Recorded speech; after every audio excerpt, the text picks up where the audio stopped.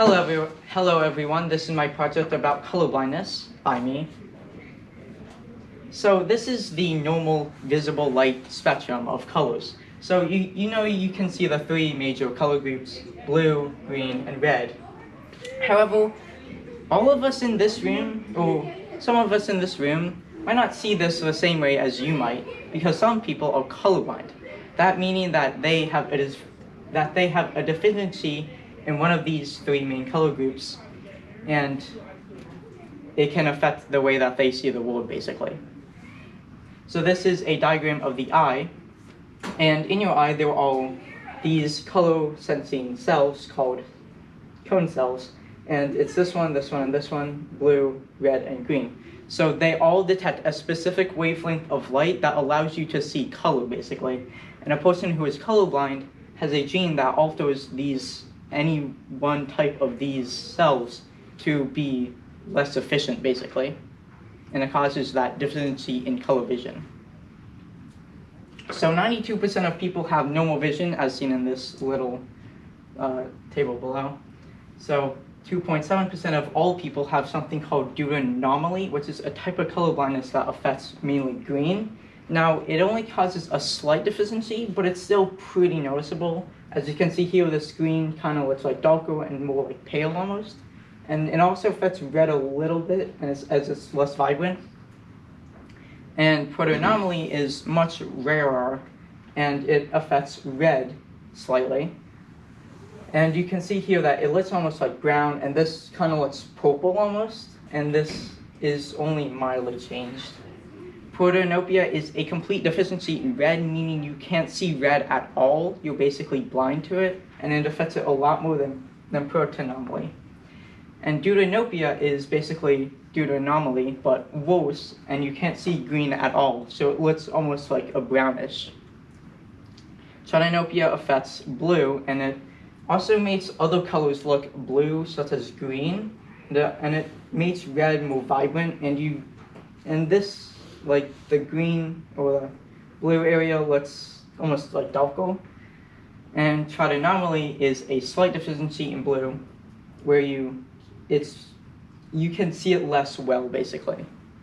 And a very, very small percent of people have something called achromatopsia, and it's when you can't see color at all, so you see the world in black and white.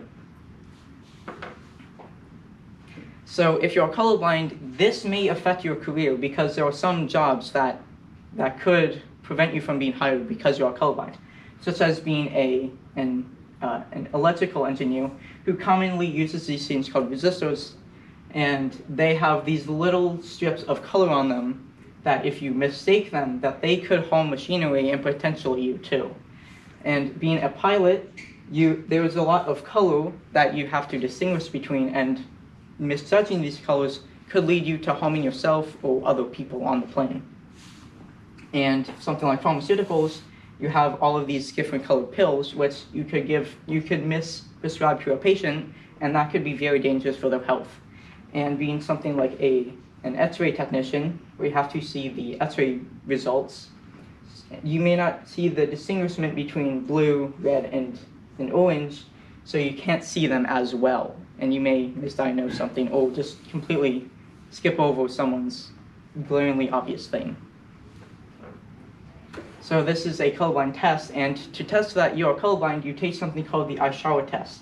So it's basically a bunch of these color palettes with varying sizes and colors of these little circles, and there's a hidden number in here that I actually cannot see because I'm colorblind, and other people who are colorblind in the stream may not see this color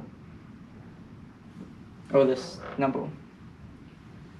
So there is no permanent cure for colorblindness, but there are some things that can certainly help you, such as colorblind glasses. Now, they don't really help people who have a severe deficiency, but some people who have a mild deficiency in it can certainly help with distinguishing colors. However, they are pretty pricey, at about $200 to $400 for a pair, and they usually only meant to work in a specific condition, so you may have to buy multiple glasses to help you. And they also have the downside of needing glasses. However, if you are on a computer, you can use something called color blindness correction. So this helps you distinguish between these colors.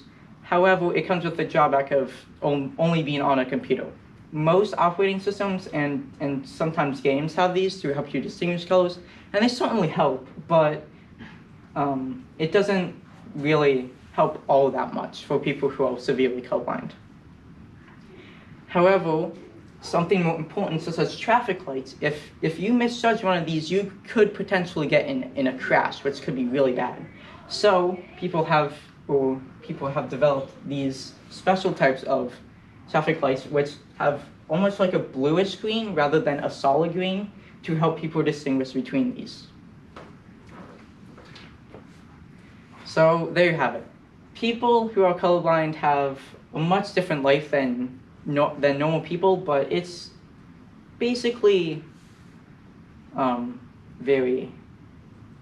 it could be very dangerous for them, and it could limit what career options they have in life.